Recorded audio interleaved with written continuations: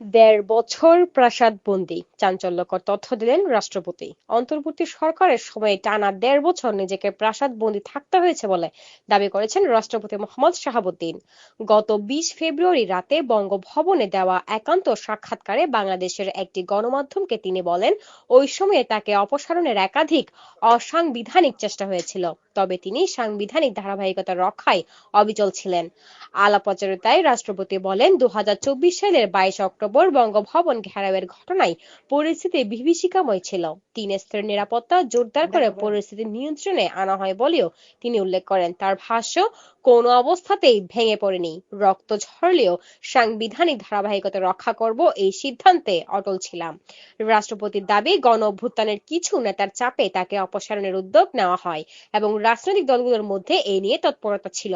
তিনি বলেন, বড় একটি রাজনৈতিক দল ও তাদের জোট সঙ্গীরা অসাংবিধানিক উপায়ে অপসারণের বিরোধিতা করায় উদ্যোগটি ব্যর্থ হয়। এমনকি অন্তর্বর্তী সরকারের পক্ষ থেকেও একজন সাবেক প্রধান বিচারপতিকে তার স্থলাভিষিক্ত করার চক্রান্ত হয়েছিল বলে অভিযোগ করেন তিনি। তবে সংশ্লিষ্ট বিচারপতি তাতে রাজি হননি বলে জানান। রাষ্ট্রপতি বলেন, অন্তর্বর্তী সরকারের প্রধান উপদেষ্টার সঙ্গে তার স্বাভাবিক সমন্বয় ছিল না।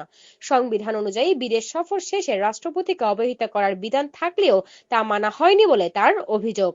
তিনি দাবি করেন, ১৩৩টি অধ্যাদেশ জারি হলেও এ বিষয়ে তাকে অবহিত করা হয়নি। রাষ্ট্রপতি জানান, কসোভো ও কাতারের আমন্ত্রণে বিদেশ সফরে যাওয়ার সুযোগ আটকে দেওয়া হয়। পররাষ্ট্র মন্ত্রণালয় তার পক্ষে ব্যস্ততার কথা উল্লেখ করে চিঠি খসড়া করে সই নিতে চেয়েছিল। এ নিয়ে তিনি আপত্তি জানানোর কথাও বলেন।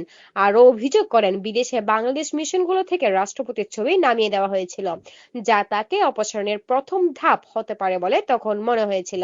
তিনি বলেন, এক অনুষ্ঠানের ছবি প্রকাশকে কেন্দ্র করে বঙ্গভবনের প্রেস উইং প্রত্যাহার করা হয়, ফলে নিয়মিত প্রেস রিলিজ দেওয়া সম্ভব হয়নি। জাতীয় গুরুত্বপূর্ণ দিবসে রাষ্ট্রপতির বাণী প্রকাশও বন্ধ ছিল বলে দাবি করেন তিনি। তবে রাষ্ট্রপতির এসব বক্তব্যের বিষয়ে সংশ্লিষ্ট পক্ষের তাৎক্ষণিক কোনো প্রতিক্রিয়া পাওয়া যায়নি। ফাহমিদা হাশেম, সবুজ বাংলা ডেস্ক, ঢাকা।